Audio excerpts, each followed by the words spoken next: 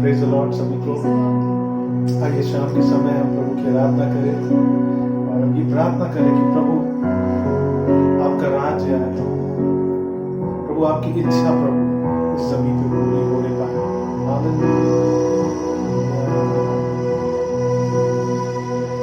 हे हमारे स्वर्गीय पिता,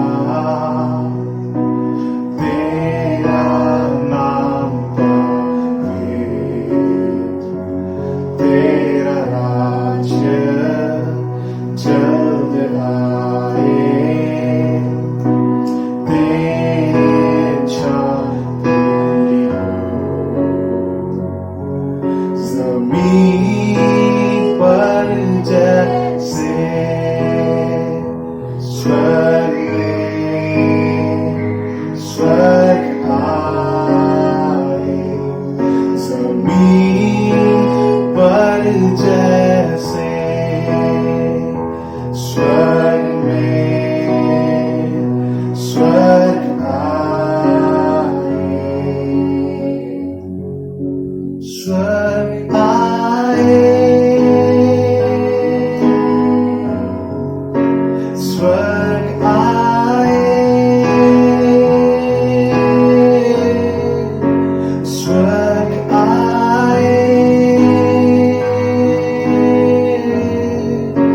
स्वर्ग आए,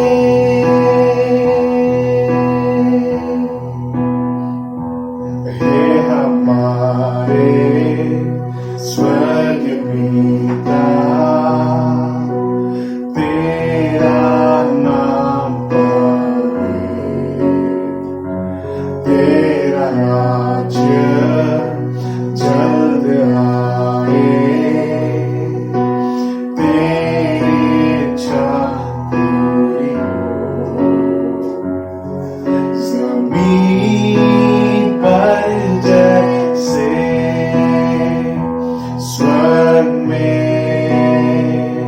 स्वर्ग आए, ज़मीन पर जैसे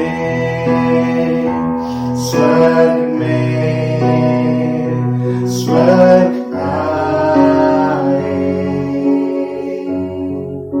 स्वर्ग आए, ओ स्वर्ग आए, स्वर्ग आए, स्वर्ग आए,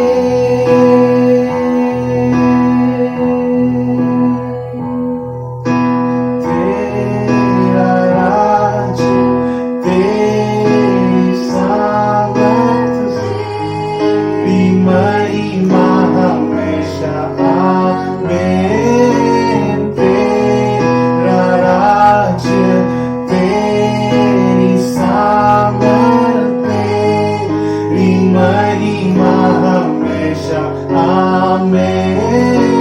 तेरा राज्य, तेरी सामर्थ, तेरी महिमा हमेशा आमीन। तेरा राज्य, तेरी सामर्थ, तेरी महिमा हमेशा आमीन।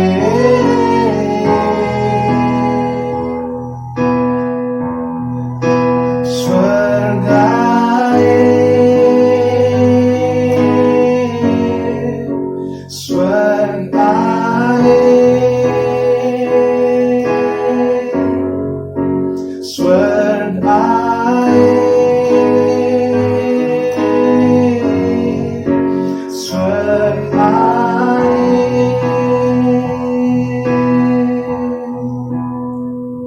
हे हमारे स्वर्गीय पिता,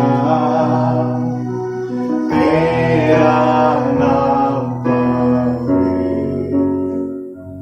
तेरा राज्य जल्द आए, तेरी इच्छा पूरी हो,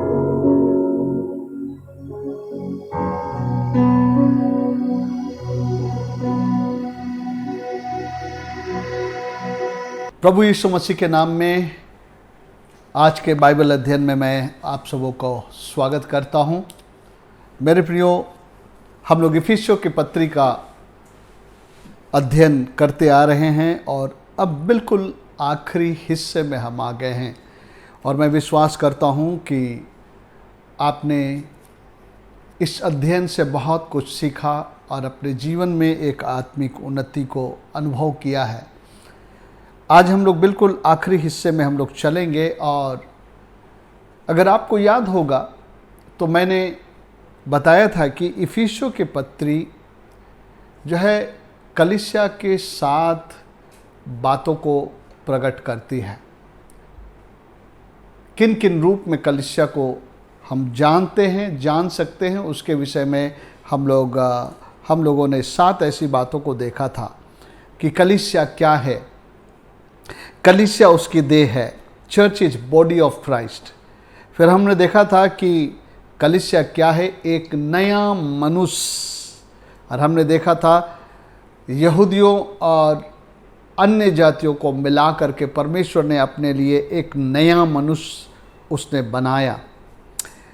फिर हमने देखा था कलीसिया परमेश्वर का राज है, कलीसिया परमेश्वर का घराना है, कलीसिया परमेश्वर का निवास स्थान यानी मंदिर है, कलीसिया मसीह के दुल्हन है। और आखिरी चीज़ जो हम लोगों ने देखा था, हमने आपको बताया था, कलीसिया एक योद्धा है, एक संगठित लड़ाकू है और परमेश्वर के उद्देश्य को पूरा करने के लिए परमेश्वर के शत्रु को हराने का काम करता है। मेरे प्रियो, अगर हम लोग याद करेंगे तो आदम और हवा शत्रु के सामने हार गए, शैतान के सामने हार गए और हम देखते हैं उस हार का परिणाम आज तक हम लोग अनुभव करते हैं। किस तरह से शैतान ने मनुष्य को हराया और आज तक भी जो लोग इन सच्चाइयों को नहीं जानते हैं और प्रभु यीशु मसीह में होकर जो लोग आज़ाद नहीं हुए हैं और उसके सामर्थ्य से आज जो लोग नहीं खड़े हैं, मेरे प्रियो, उनके जीवन में दुर्गति है। लेकिन परमेश्वर ने अपने लिए एक कलीसिया को बनाया और वो कलीसिया जो है शैतान का सामना कर सके और उस पर राज्य करते हुए यीशु मसीह के लिए पाँव की पीढ़ी बना दे, अपने पाँव के नीचे ले आए। तो मेरे प्रियो, ये है कलीसिया। कलीसिया एक योद्धा है और एक संगठित लड़ाकू है। सो मेरे प्रियो, इसी बात को अभी हम लोग देखेंगे। एकदम आखिरी हिस्से में आ करके इस प्रकार से पौलुस प्रेरित कहते हैं। आज हम लोग इफिसियों के पत्र 6 अध्याय के 10 पद से आगे हम लोग पढ़ेंगे। उसमें लिखा है 10 पद से, इसलिए प्रभु में और उसकी शक्ति के प्रभाव में बलवंत बनो। प्रभु में और उसके शक्ति के प्रभाव में बलवंत बनो। परमेश्वर के सारे हथियार बांध लो कि तुम शैतान की युक्तियों के सामने खड़े रह सको, क्योंकि हमारा यह मल्ल युद्ध लहू और मांस से नहीं परंतु प्रधानों से और अधिकारियों से और इस संसार के अंधकार के हाकिमों से और दुष्टता की आत्मिक सेनाओं से है जो आकाश में है। मेरे प्रियो, अगर हम लोग देखेंगे यहोशू की किताब में, जब इस्राएली लोग युद्ध के लिए जा रहे थे कनान देश को लेने के लिए, तो इसी प्रकार से उनसे भी कहा गया था, थोड़ी से अलग शब्दों में। यानी युद्ध में जाने के पहले पुराने नियम में यहोशू ने लोगों को उत्साहित किया था परमेश्वर की ओर से, और वही उत्साह आज जो है पौलुस हमें दे रहा है। अंतर इतना है कि यहोशू जो है, यहोशू का जो युद्ध था या उसके समय के लोगों का जो युद्ध था वो मांस और लहू से था। शारीरिक शत्रुओं से लड़ करके उनको जय पाना था, और आज की लड़ाई जो है आत्मिक है, यही भिन्न है। और हम लोग देखते हैं कि इसी तरीके से उनको भी उत्साहित किया। यहाँ पर हम लोग पढ़ते हैं 6 पद से, जब यहोशू मूसा के बाद इस्राएलियों को आगे ले चला तो उसने एक उत्साह दिया। क्या कहता है 6 पद से? इसलिए हियाव मानकर दृढ़ हो जा, क्योंकि जिस देश के देने की शपथ मैं इन लोगों के पूर्वजों से खाई थी उसका अधिकारी तो उन्हें करेगा। ये जो है यहोशू को कह रहा है, इतना हो कि तू हियाव बांध कर बहुत दृढ़ होकर जो व्यवस्था मेरे दास मूसा ने दी है उन सब के अनुसार करने की चौकसी करना, और उससे ना तो दाहिने मुड़ना ना बाएं, तब जहाँ कहीं तू जाएगा वहाँ तेरा काम सफल होगा। यानी कि इनको ढाढ़स दिया गया, हियाव बांध और दृढ़ हो जा। एक जो है बलवंत होने के लिए और दृढ़ होने के लिए और अपने शत्रु का सामना करने के लिए। मेरे प्रियो, बाइबल में लिखा है पहला पत्रस 5:8 में जब हम लोग पढ़ते तो हम लोग देखते हैं कि यहाँ पर लिखता है, तुम्हारा विरोधी शैतान सचेत हो और जागते रहो, क्योंकि तुम्हारा विरोधी शैतान फाड़ खाने वाले शेर की नाई दहाड़ता फिरता है कि किसको फाड़ खाए। पहला पत्रस 5:8, सचेत हो और जागते रहो, क्योंकि तुम्हारा विरोधी शैतान गरजने वाले सिंह के समान इस खोज में रहता है कि इसको फाड़ खाए। सो मेरे प्रियो, उस समय भी एक युद्ध था और वो शारीरिक युद्ध था, लेकिन अभी जो युद्ध है हमारे सामने ये एक आत्मिक युद्ध है। और यहाँ पर हम लोग बहुत स्पष्टता से देख रहे हैं कि लिखा है कि क्योंकि 12 पद में, क्योंकि हमारा यह मल युद्ध मांस और लहू और मांस से नहीं, परंतु प्रधानों से, अधिकारियों से, इस संसार के अंधकार के हाकिमों से और दुष्टता के आत्मिक सेनाओं से है जो आकाश में है। सो हमारा एक मल्ल युद्ध है। मल्ल युद्ध जो है ना, वो बहुत ही नज़दीकी से लड़ा जाता है। अभी के बहुत सारे लड़ाई हैं जो आप दूर से लड़ सकते हैं, 250 किलोमीटर दूर से आप बम का गोला दाग सकते हैं, लेकिन मल्ल युद्ध जो है ये कुश्ती को दिखलाता है। यहाँ पर की जो पिक्चर है, 2 प्रकार का पिक्चर है इस युद्ध में। एक तो कुश्ती का पिक्चर है और दूसरा है सैनिकों के लड़ाई का पिक्चर है। दोनों एक ही बात को कह रहे हैं, एक युद्ध है। और मेरे प्रियो, सचमुच में हम लोग एक युद्ध में है और युद्ध जो है आत्मिक युद्ध है। और ये युद्ध जो है प्रधानता अधिकारियों और अंधकार के हाकिमों और दुष्टता के आत्मिक सेनाओं से है जो आकाश में है। ये जो यहाँ पर लिखा है प्रधान और अधिकारी और जो है दुष्टता के हाकिम, ये सारे जो है एक राज करने वाले तंत्र को दिखलाता है। जैसे कि एक देश के ऊपर में सबसे उच्च अधिकारी हो सकते हैं, हम कह सकते हैं वो सरकार है, या उसके जो सबसे बड़े पद में होते हैं उनके द्वारा दिए गए अधिकार का इस्तेमाल करने वाले, उनके नीचे के लोग अधिकारी होते हैं और वो लोग सारी चीज़ का संचालन करते हैं। और मेरे प्रियो, संभव है कि ये जो है अंधकार की शक्तियाँ, जिनको प्रधानता अधिकार अंधकार के हाकिम और दुष्टता की सेना किया है, उनके दिल और दिमागों में बस करके वो जो है राज और शासन को चला सकता है। वो लोगों से वो सारी दुष्टताओं को करवा सकता है और जो है लोगों के लिए एक युद्ध को खड़ा कर सकता है। तो हम लोग जानते हैं कि शैतान का सबसे बड़ा शत्रु जो है वो कलीसिया है, प्रभु के लोग हैं और जिनके साथ उनकी लड़ाई है। ये आत्मिक लड़ाई है और इसलिए जो है इस आत्मिक युद्ध को शारीरिक हथियारों से नहीं लड़ा जा सकता। मेरे प्रियो, आत्मिक युद्ध के लिए हमें आत्मिक हथियार चाहिए।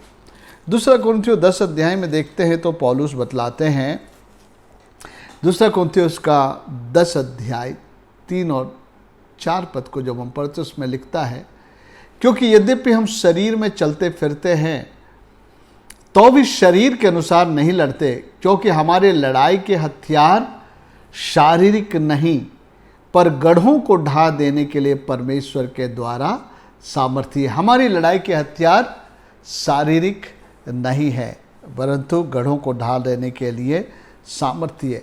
यानी कि हमारे हथियार शारीरिक नहीं है, हमारे हथियार जो है कि वो आत्मिक हैं।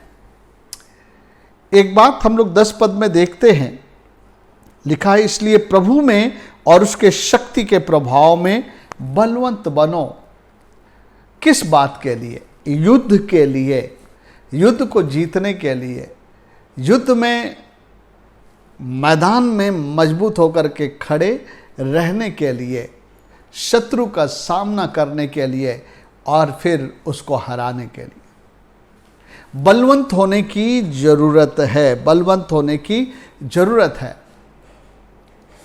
एक पहलवान, जैसे लिखा मल्लयुद्ध लिखा है, और जैसे जो है आगे चलकर जब हम आगे के हिस्से को पढ़ेंगे तो एक सैनिकों को किस प्रकार के हथियार बांधने उसके बारे में बातचीत करते हैं। तो अगर दोनों तस्वीरों को लेकर अगर हम लोग तुलना करें, अगर एक मल्लयुद्ध करने वाले या कुश्ती लड़ने वाले के बारे में देखें तो कुश्ती लड़ने वाले को बलवंत होने की आवश्यकता है। इसीलिए उसको बलवंत होने के लिए अपने बल को जो है प्राप्त करने के लिए उसे कसरत करने की आवश्यकता है, अपने शरीर को मजबूत करने की आवश्यकता है, और उसके साथ साथ मल्लयुद्ध के जितने टेक्निक हैं वो सीखने की आवश्यकता है। वो जितनी अच्छी ट्रेनिंग लेगा मल्लयुद्ध करने के लिए और साथ में अपने शरीर को मजबूत बनाएगा, उतना ही वो अपने जो है प्रतिद्वंदी को हराने और गिराने की ताकत रखेगा। या तो जब उसका प्रतिद्वंदी उसको उस पर हमला करे तो वो अपने स्थान में, अपने ताकत में खड़े रह सकेगा। यहाँ पर जब हम लोग पढ़ते हैं तो यहाँ सामने लिखा है, परमेश्वर के सारे हथियार बांध लो, 11 पद में, कि तुम शैतान की युक्तियों के सामने खड़े रह सको। एक जो है पहलवान को मल्लयुद्ध करने के लिए ताकत की ज़रूरत है, उसके लिए उसे कसरत की ज़रूरत है, उसके लिए मल्लयुद्ध करने के सारे तकनीकी को सीखने की आवश्यकता है, और ये उसको बल देगा। अगर मैदान में एक पहलवान के सामने एक नॉर्मल आदमी चला आता है और वैसे तो बहुत हट्टा कट्ठा है, लेकिन उसके पास पहलवानी की तकनीक उसे नहीं पता है, तो कितना भी हो तो वो अपने प्रतिद्वंदी से लड़ नहीं पाएगा। उसका प्रतिद्वंदी शायद उसके सामने उससे कम दिख भी रहा होगा, लेकिन उसके पास तकनीकी है, वो तकनीकी उसकी ताकत है, वो उसको जमीन में गिरा देगा। उसी प्रकार मेरे प्रियो, जब हम लोग आगे पढ़ते हैं तो यहाँ हथियारों से सुसज्जित होने के लिए कहता है।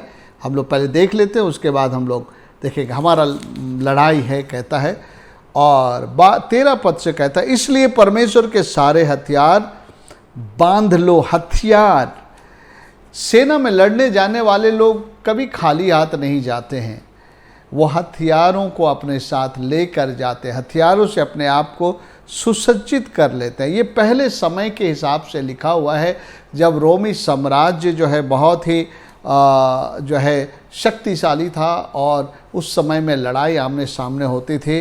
तो उस समय में कैसे एक सैनिक अलग अलग हथियारों को जो है वो धारण कर लेता था। वो जो है तलवार लेता था, वो जो है कवच लेता था, वो जो है झीलम लेता था, वो पाँव में जूतियाँ पहनता था, सिर के लिए जो है एक टोप लेता था, हेलमेट लेता था, और जो है ढाल लेता था। ये सारी चीज़ों से वो अपने आप को बलवंत करता था। मेरे प्रियो, सैनिकों के लिए उसका बल जो है उसके हथियार है ना। आज भी हम लोग देख रहे हैं कि जब हम लड़ने के लिए जाते हैं तो हर देश ये कोशिश करता है कि उसके पास जितने भी हथियार हैं उनको वो वहाँ पर डिप्लॉय करे। और मेरे प्रियो, इसलिए हथियार जो है हमारे लिए एक बल है, एक ताकत है। हमें इन हथियारों से सुसज्जित होने की ज़रूरत है, जिससे हम लोग बुरे दिन में खड़े रह सके और शैतान का सामना करे। बाइबल में ऐसा लिखा है याकूब के पत्री में कि परमेश्वर के अधीन हो जाए, मेरे 4 के 7 पद में, और शैतान का सामना करो तो तुम्हारे सामने से भाग निकलेगा। सो हमारी लड़ाई है प्रधानता अधिकारियों और संसार के अंधकार के हाकिमों और दुष्टता की सेना से जो आसमान में है। मेरे प्रियो, ये शैतान की ये सेना है और ये अलग अलग जगह वो राज्य करती है, अलग अलग तरीके से राज करती है। मेरे प्रियो, किसी देश के ऊपर राज करती है तो स्वाभाविक तौर से वो किसी प्रशासक के अंदर होकर के काम कर सकता है, या प्रशासक के ऊपर में वो अपनी युक्तियाँ चला सकता है। और मेरे प्रियो, उसके नीचे के अधिकारियों के ऊपर रख करके वो अपनी युक्तियाँ चला सकता है, और इस तरह से वो उस देश के हर एक अधिकार और सामर्थ्य रखने वाले क्रम के अंदर हो करके वो काम कर सकता है। किसी किसी क्षेत्र के ऊपर वो काम कर सकता है और वहाँ पर एक प्रकार के जो है राज को चलाता है। आप देखेंगे किसी किसी इलाके में जो है नशा का एक बहुत बड़ा बंधन होगा उस क्षेत्र में, मतलब कि बहुत सारे लोग नशा करने वाले हैं और नशा की पदार्थ वस्तुएं वहाँ बेची जाती है। किसी किसी शहर में आप देखेंगे जो है हत्याएं बहुत होती है, वहाँ पर जो है मार काट और हत्याएं बहुत होती है, लूटपाट बहुत होता है। ये एक प्रकार का स्पिरिट है ना, एक प्रकार की आत्मा है जो लोगों में हो करके काम करता है, और ये जो है पाप के रूप में। और आज बहुत सारे शैतान की युक्तियां हैं, बहुत सारे डिवाइस को बनाया है, चीज़ों को तैयार किया है जिसके द्वारा से वो लोगों के ऊपर अटैक करे, उनके मनों में, उनके दिल दिमागों में, और उनके ऊपर में वो राज्य करे। और उसका एक ही उद्देश्य है कि प्रभु यीशु मसीह में जो हमें मिला है, आशीषें मिली है और जो जीवन हमको मिला है, हम वो सब जो है खो दे अपने जीवन में। तो उसकी लड़ाई जो है हमारे साथ है, सीधा सीधा शैतान का, और उसने अपना साम्राज्य स्थापित किया है अलग अलग स्तर में, प्रधानता, अधिकार, अंधकार के हाकिम और दुष्टता की सेना। सो विभिन्न प्रकार से वो कामों को वो करवाता है इस पृथ्वी पर। सो मेरे प्रियो, विश्वासियों को ये बात समझना जरूरी है कि हम लोग एक युद्ध में हैं और अपने आप को मजबूत करना। इसलिए कहता है, इसलिए प्रभु में और उसकी शक्ति के प्रभाव में बलवंत बनो। शारीरिक रीति से हम लोग शैतान से नहीं लड़ सकते हैं, और ना तो जो है हम कोई शारीरिक हथियार हम इस्तेमाल कर सकते हैं शैतान से लड़ने के लिए, उसके युक्तियों से लड़ने के लिए। अदृश्य रूप से वो हमारे जीवन में काम करना चाहेगा, हमको फंसाने के लिए, हमको बझाने के लिए, हमको पाप में डालने के लिए, हम पर रोग और बीमारियां लाने के लिए, हमारे विरुद्ध में जो है वो बहुत किस्म की समस्याओं को खड़ा करने के लिए। लेकिन मेरे प्रियो, जो पहलवान जो मल्लयुद्ध करने वाला है, और या तो जो सैनिक अगर अपने आप को हर प्रकार के हथियारों से सुसज्जित किया है, तो वो अपने जीवन में जय को प्राप्त करेगा। आइए हम लोग देखेंगे, ये तस्वीर है कि कलीसिया एक युद्ध में है। इसको हम आत्मिक युद्ध कहते हैं, स्पिरिचुअल वारफेयर कहते हैं। अगर हम लोग ढीले ढाले हुए और उन हथियारों से हम अपने आप को सुसज्जित नहीं रखे हैं, तो हम लोग शैतान के युक्तियों से हार जाएंगे। शैतान के क्या क्या चीज़ों को वो इस्तेमाल कर रहा है आज हमारे मन को भटकाने के लिए, परमेश्वर से दूर होने के लिए। अगर हम लोग उन बातों को नहीं समझ पाए और अपने आप को उससे नहीं बचाएं, तो जो है हम शैतान के युक्तियों में हार सकते हैं। मेरे प्रियो, आइए हम लोग देखते हैं, यहाँ पर हम लोग देखते हैं इफिसियों की पत्री और उसका 6 अध्याय। इसलिए आइए हम लोग पढ़ते हैं 13 पद से। अगर हमको मजबूत और बलवंत होना है शैतान से जीतने के लिए, तो मेरे प्रियो, हमको इन हथियारों से सुसज्जित रहना है। ओके, देखिए, पहले ज़माने में जो है अलग अलग हथियार होते थे जिसको लोग पहनते थे। बहुत सारा हथियार जो है उसके डिफेंस के लिए था, और एक हथियार होता था जो कि वार करने के लिए होता था, तलवार हो या कुछ उस प्रकार का हथियार हो।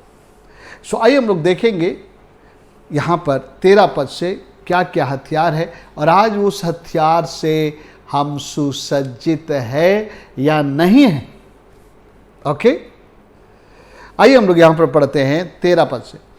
इसलिए परमेश्वर के सारे हथियार बांध लो कि तुम बुरे दिन में सामना कर सको और सब कुछ पूरा करके स्थिर रह सको। तुम हथियार बांध लो। ये हथियार एक आर्मी का, एक सेना का शक्ति है। तुम सारे हथियार बांध लो ताकि तुम बुरे दिन में सामना कर सको और सब कुछ करके स्थिर रह सको। मतलब आप युद्ध में आप सामना भी करें और आप स्थिर भी रहे, मतलब आप हारे नहीं, आप खड़े रहें, आप जय को पाएं। कौन से हथियार हैं आत्मिक हथियार जिनको हम लोगों को बांध लेना है? आइए हम लोग पढ़ेंगे 14 पद से आगे। लिखा है, इसलिए सत्य से अपनी कमर कसकर और धार्मिकता का झिलम पहनकर और पाँव में मेल के सुसमाचार की तैयारी के जूते पहनकर और इन सब के साथ विश्वास की ढाल लेकर स्थिर रहो, जिससे तुम उस दुष्ट के जलते तीरों को बुझा सको।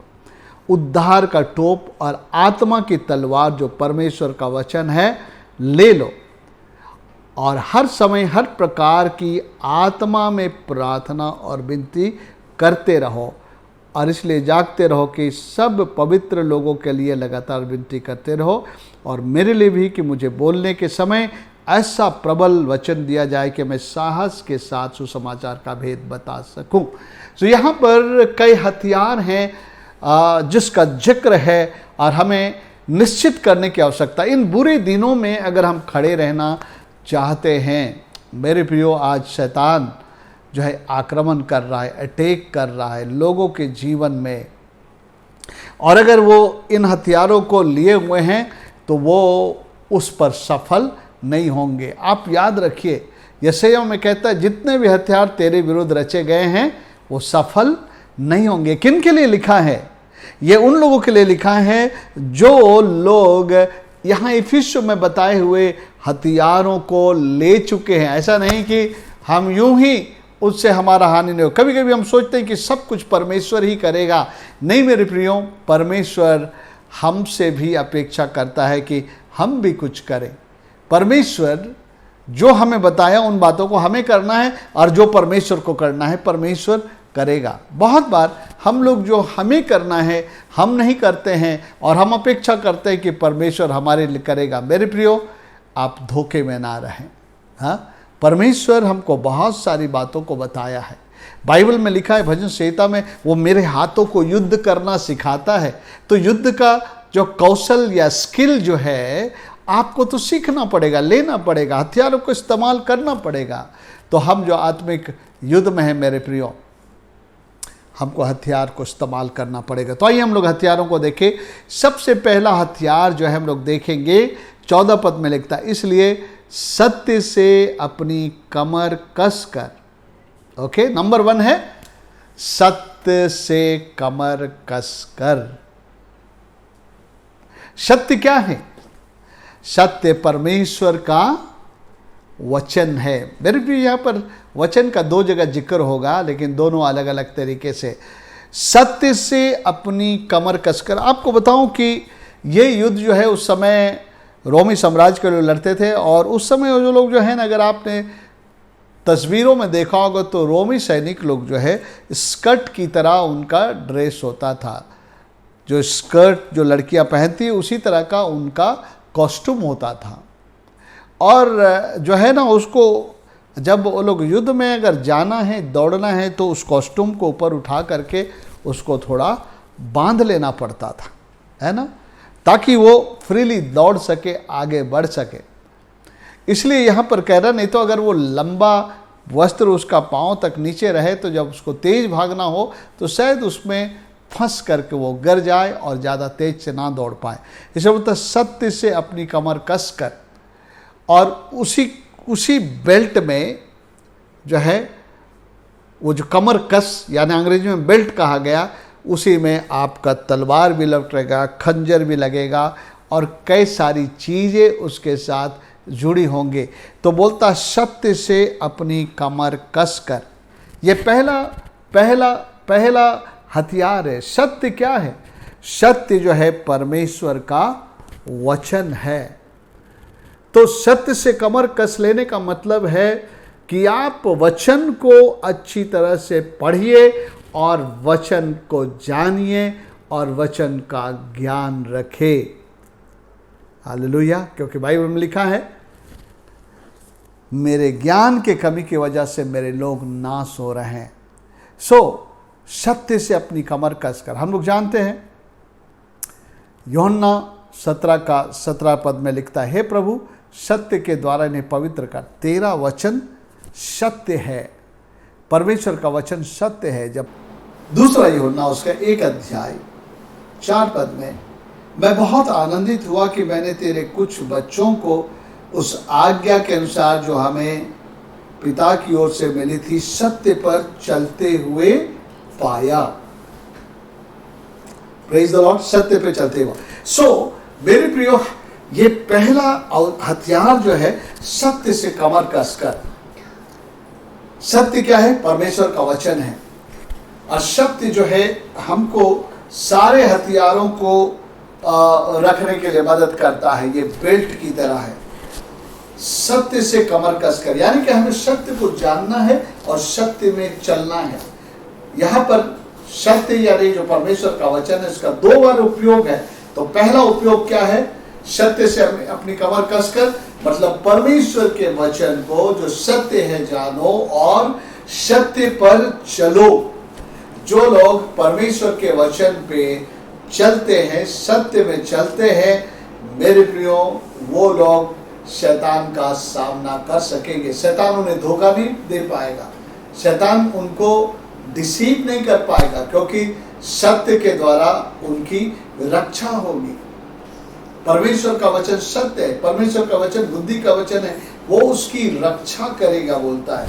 सत्य से कमर कसकर। मेरे प्रियो, क्या आपने परमेश्वर के वचन को जानने और उस पर चलने का अपने जीवन में आपने निर्णय लिया है? और आप जब से उद्धार पाए तब से ये काम करने लग गए हैं कि मैं परमेश्वर के वचन को ज्यादा से ज्यादा जानूं और परमेश्वर के वचन में मैं चलूं।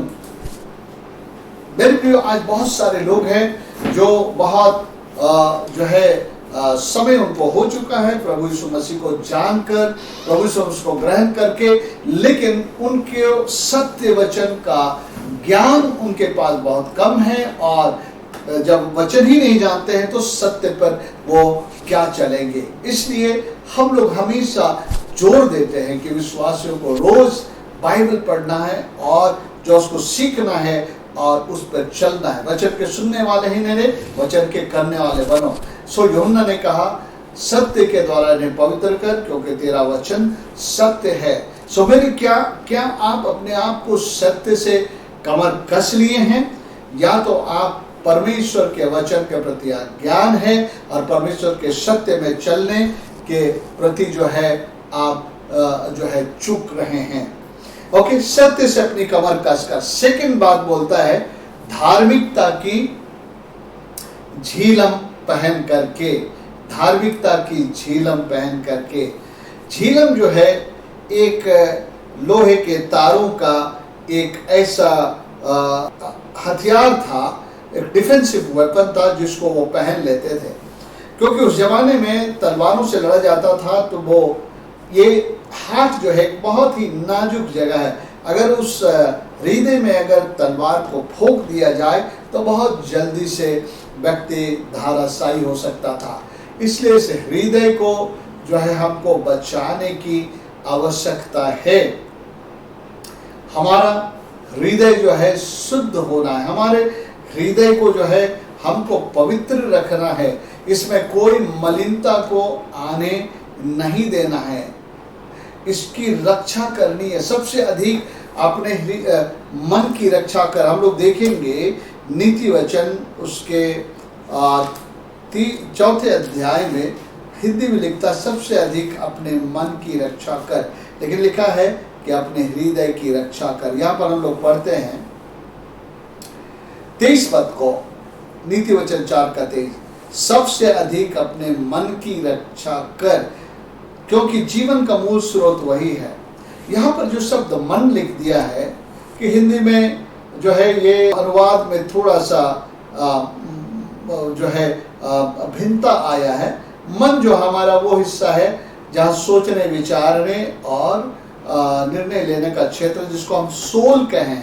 अंग्रेजी में जब आप पढ़ेंगे तो वहाँ पर हार्ट लिखा है, हार्ट लिखा है, हार्ट लिखा है। और ये हार्ट हमारा जो हृदय है, हमारा आत्मिक हिस्सा है। बोलते सबसे अधिक अपने इस हृदय की तो रक्षा करके, जीवन का मूल स्रोत वही है।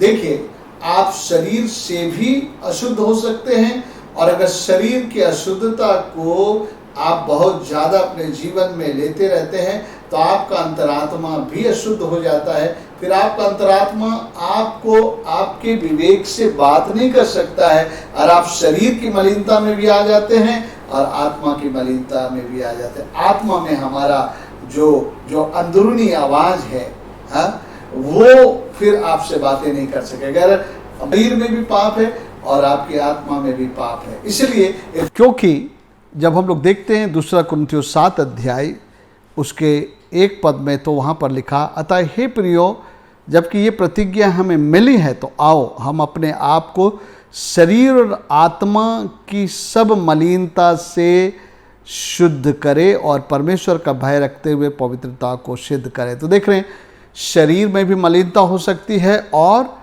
आत्मा में भी है, जिसको हमारा हृदय कहा गया है। और इसलिए जो है हमको बोलता सबसे अधिक अपने मन की रक्षा कर। जब हम अंग्रेजी बाइबल में पढ़ते हैं तो उसमें हार्ट लिखा है, सबसे अधिक। हार्ट वो है हमारी आत्मा है, सबसे अधिक अपनी आत्मा की रक्षा कर। सो मेरे प्रियो, ये बहुत ज़रूरी है कि हम अपने हृदय की रक्षा करें। हृदय जो है यह हमारे झिलम को दिखलाता है, और झिलम जो है उस हिस्से के सुरक्षा के लिए है और प्रोटेक्शन के लिए है। और वो झिलम किस चीज़ का झिलम है? धार्मिकता की झिलम है। उसमें लिखा है धार्मिकता और सत्य से अपनी कमर कसकर और धार्मिकता का झिलम पहनकर। धार्मिकता का झिलम, ये झिलम कौन सा झिलम है? ये झिलम जो है राइचियसनेस का, धार्मिकता का। हम लोग जानते हैं कि प्रभु यीशु मसीह ने हम लोगों को धर्मी ठहराया। जब हम लोग प्रभु को स्वीकार किए, ग्रहण किए, तो रोमियो 12 अध्याय उसका 10 पद में लिखता है कि यदि कोई यीशु को प्रभु जानकर अंगीकार करे और उस पर विश्वास करे तो निश्चय उद्धार पाएगा, क्योंकि धार्मिकता के लिए मन से विश्वास किया जाता है और उद्धार के लिए मुझसे अंगीकार किया जाता है। सो हमें धार्मिकता प्रभु ने दिया। उसका मतलब है हमारे जितनी गलत बातें थी प्रभु में आने के पहले, जिसको अंग्रेजी में रॉन्ग डूइंग्स कहेंगे, प्रभु ने उन सब से हमको माफ़ करके कहा कि अब मैं तुम्हें धर्मी ठहराता हूँ।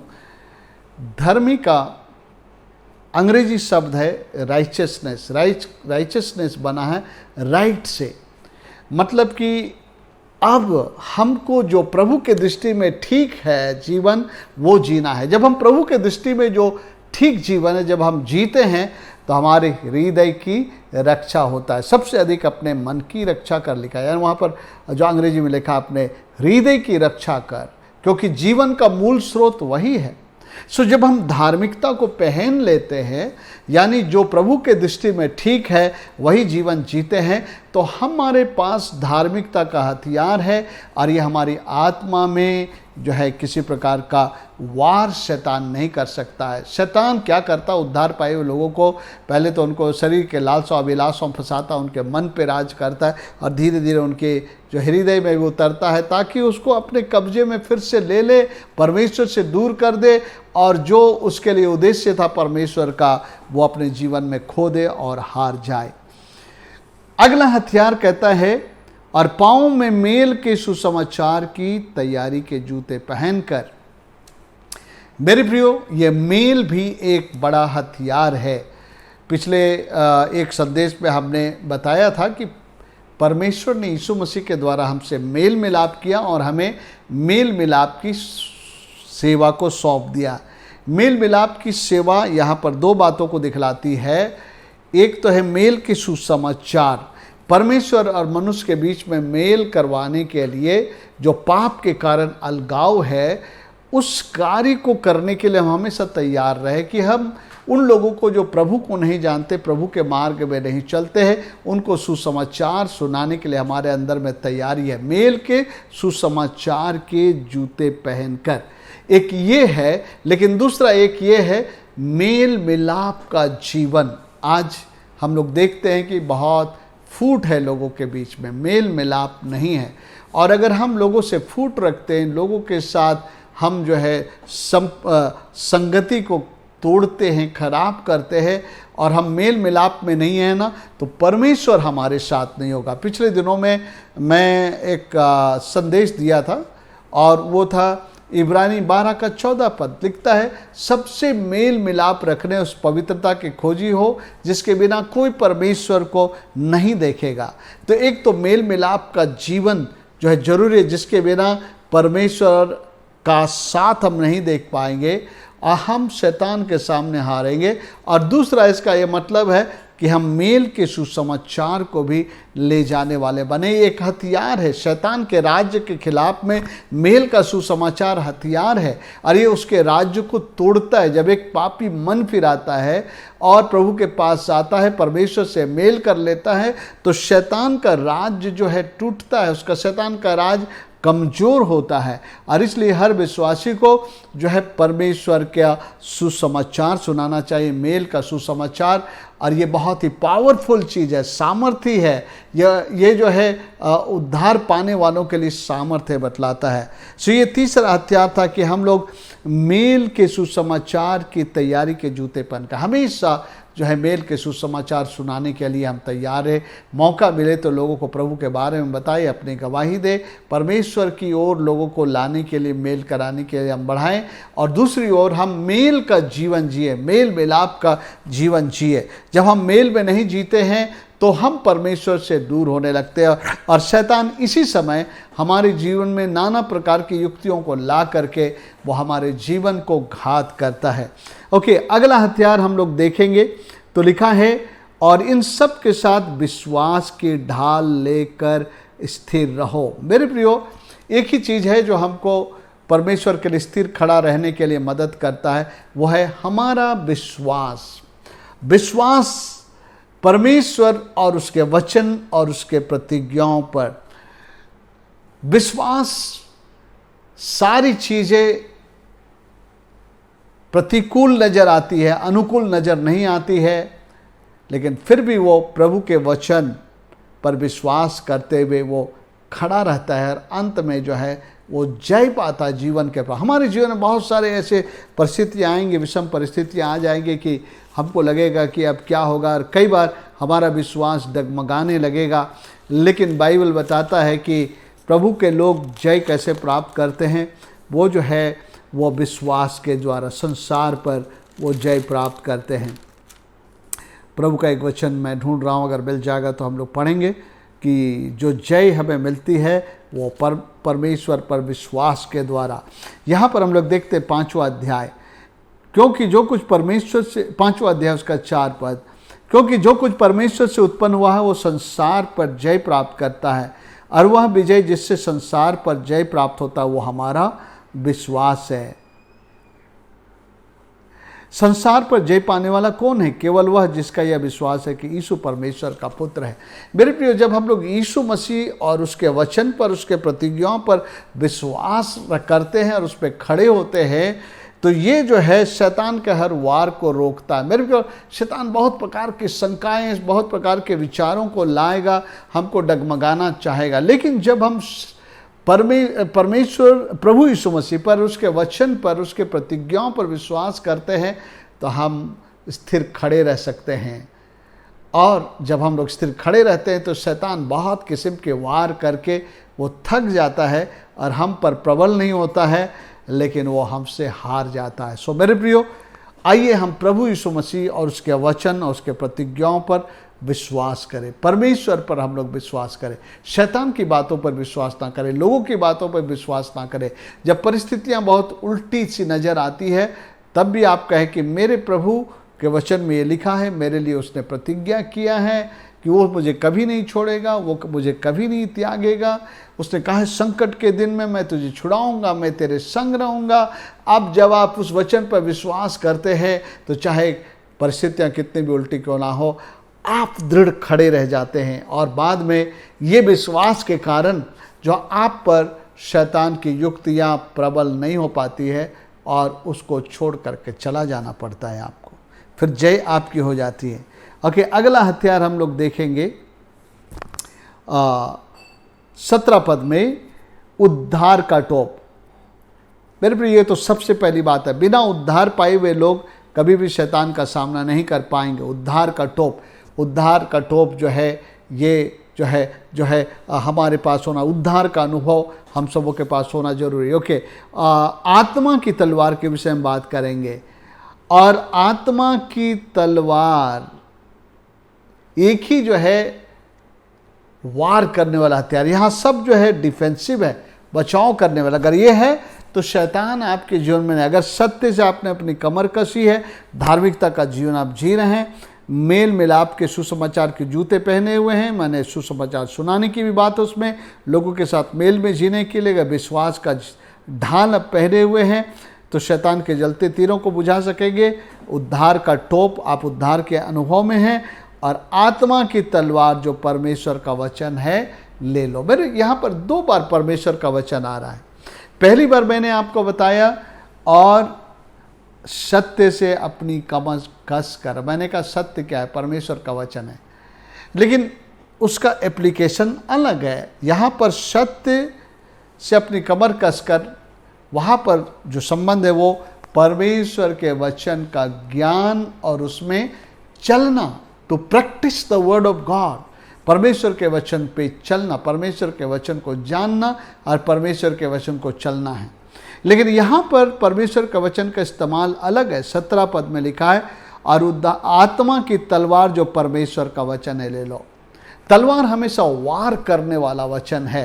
तो मेरे प्रियो, अगर हम लोग यहोशू की किताब को पढ़ते हैं, यहोशू 1:8 में हिंदी अनुवाद जो ओरिजिनल अनुवाद के अनुसार थोड़ा जो है वहाँ सही मीनिंग नहीं है, लेकिन जब आप किंग जेम्स वर्सन को पढ़ते हैं तो वहाँ पर लिखा, हिंदी बाइबल लिखता है, व्यवस्था की पुस्तक तेरे चित्त से ना उतरने पाए, पर रात दिन तो इस पर ध्यान दिए रहना और इसको करने की चौकसी करना, तो तू सफल होगा, प्रभावशाली होगा। लेकिन अंग्रेजी में लिखा, this book of the law shall not depart out of your mouth. ऐसा लगे कि ये पुस्तक तुम्हारे मुंह से दूर ना होने पाए। यहाँ पर ये उस बात की ओर इशारा है जहाँ पर यीशु मसीह ने वचन को तलवार की तरह इस्तेमाल किया था। मत्ती सुसमाचार 4 अध्याय में हम लोग देखते हैं कि शैतान ने यीशु मसीह का परीक्षा किया।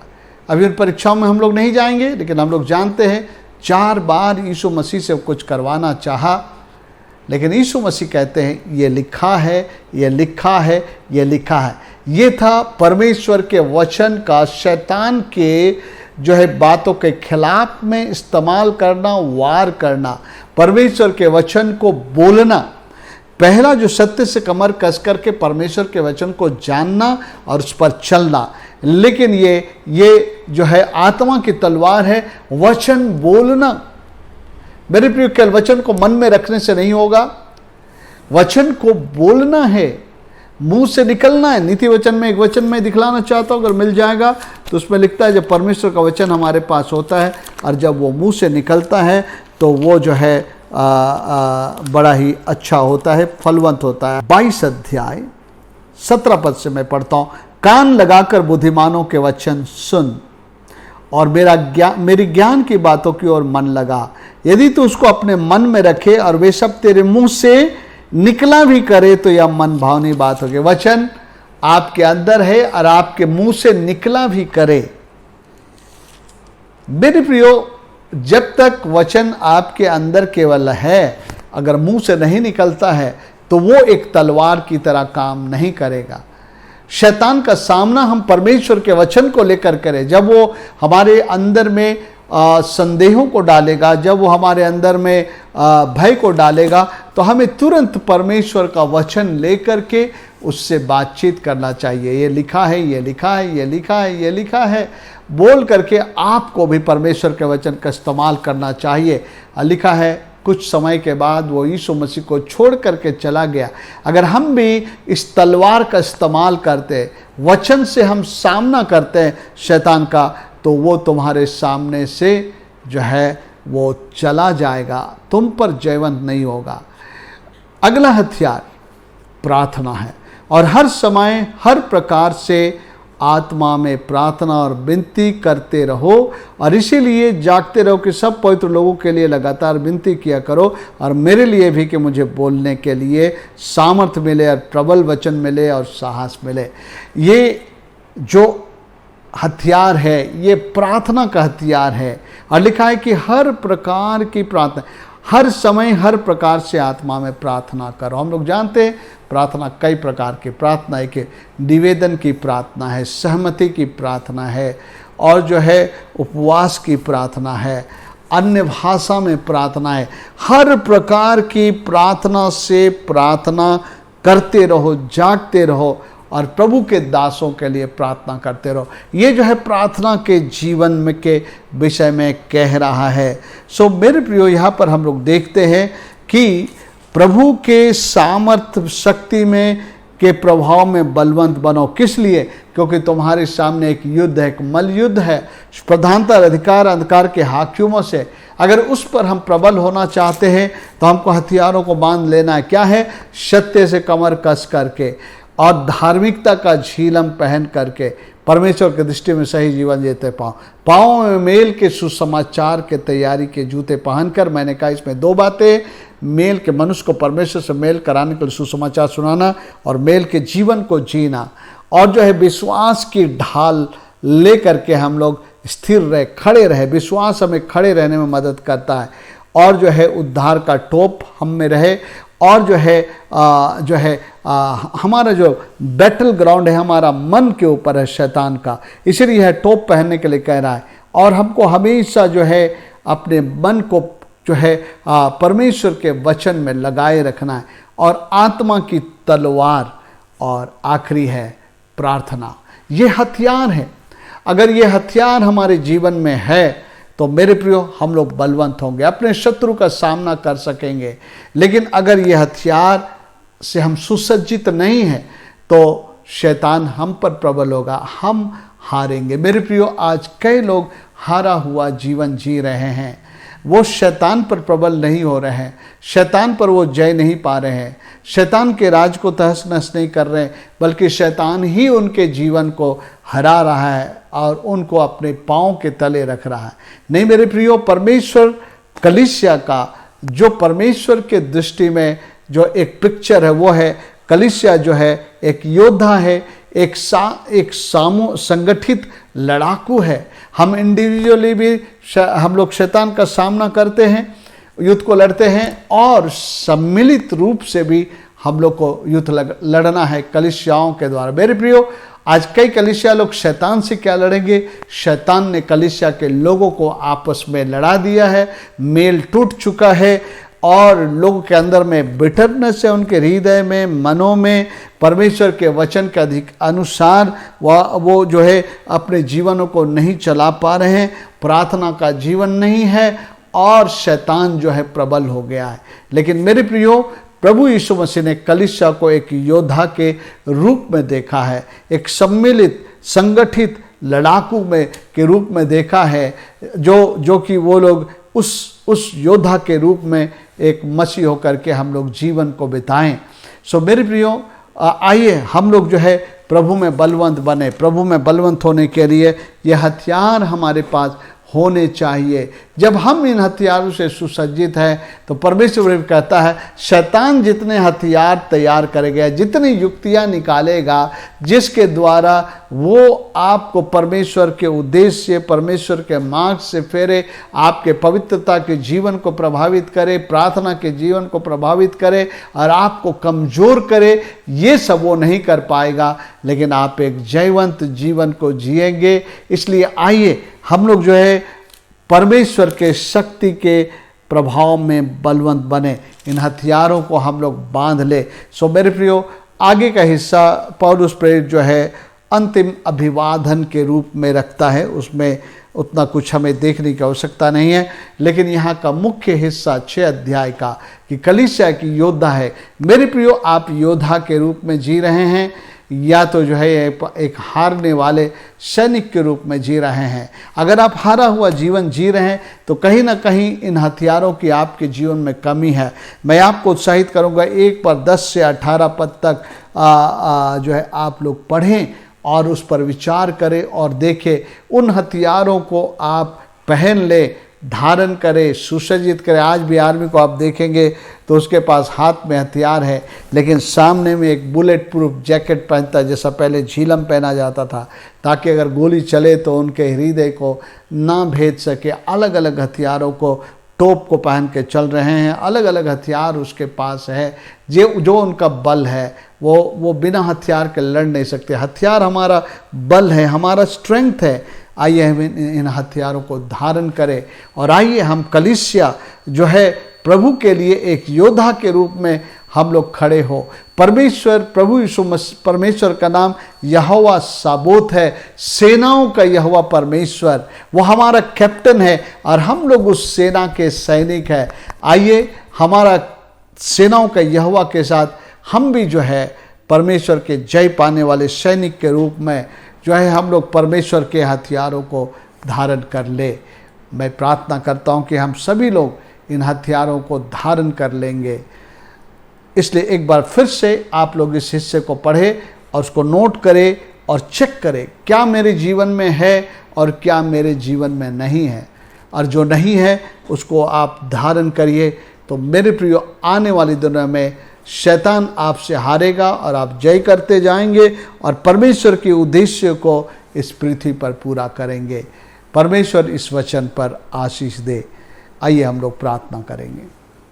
हमारे जीवित और महान पिता परमेश्वर, प्रभु यीशु मसीह के नाम में हम लोग आपके चरणों में आते हैं और आपका धन्यवाद करते हैं कि प्रभु आज तूने हम सबों को इफिसियों की पत्री आज अंतिम हिस्से में ले आया और प्रभु तूने अंत कलीसिया को एक योद्धा के रूप में, युद्ध करने वाले कलीसिया के रूप में तूने प्यारे पिता परमेश्वर प्रकट किया है। प्रभु तूने हमें एक सैनिक के रूप में, तिमोथी का किताब कहता है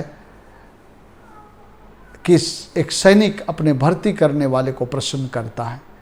प्रभु हम लोग भी इन हथियारों से सुसज्जित होकर के तेरे उद्देश्यों को पूरा करते हुए आपको प्रसन्न करने वाले बने।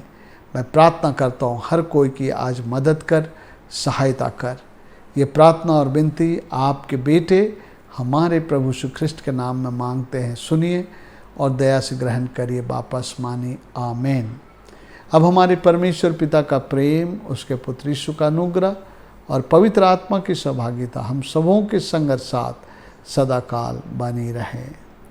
आमीन। सबों को जय मसीह की। प्रभु आप सबों को आशीष दे।